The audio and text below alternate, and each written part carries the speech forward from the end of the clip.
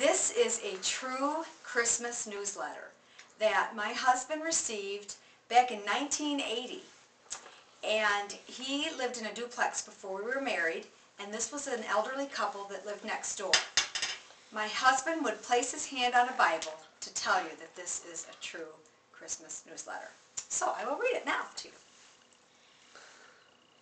"'Tis that season, 1980, 40 years of writing Christmas letters. Again, dear, dear relatives and dear friends, 1980 has been a very sad year. No, nothing to report. No vacations, no short trips, no movies, no plays, just a very big void. Big events in our lives have been talking to my dear, lovely mother in Florida once a week. She is such a terrific lady. John still has not had his knee replacement, so tumbles down and even up the stairs quite regularly. Nor has he had the hernia operation. Needless to say, I have not had the hip transplant as yet, and the pain has increased steadily as the first closure keeps pulling further apart. So the stairs become increasingly difficult, and I must hold up my left leg to get in and out of the car. And I guess I don't have to tell you about prices. With prices as they are, and only John's disability check, it is a rough road to hoe. Thank the good Lord I'm a good cook and can stretch our food dollars. But it sure doesn't leave any chance for goodies like candy or new clothes. This clothes horse from Chicago has certainly had to change her ways, a la Rockford style. I sure do miss my friends, even though we correspond and occasionally talk, but it sure is not like face-to-face camaraderie. It is a blessing John's father's estate pays our rent, gas, and electric. Otherwise, we'd probably have to pitch a tent somewhere. I was in the hospital a good part of August.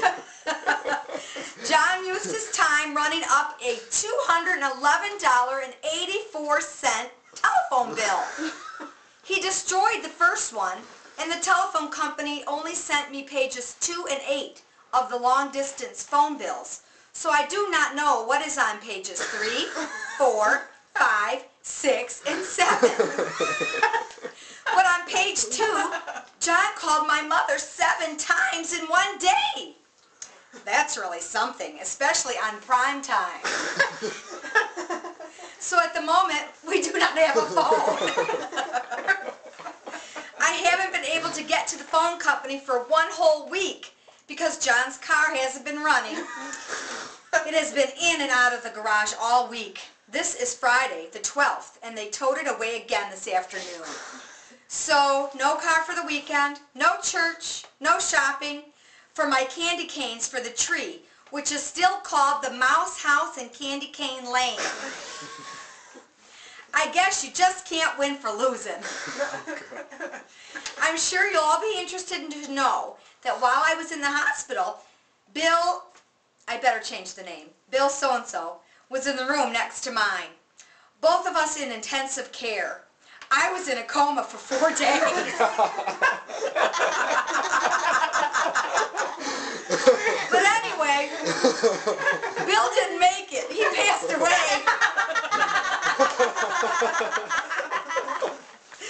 The poor guy is much better off. He had been suffering with cancer for 10 years, to the point of disfiguration of his legs, 1 arm, not eating, and screaming at the nurses and aides at home. It's not really funny, but...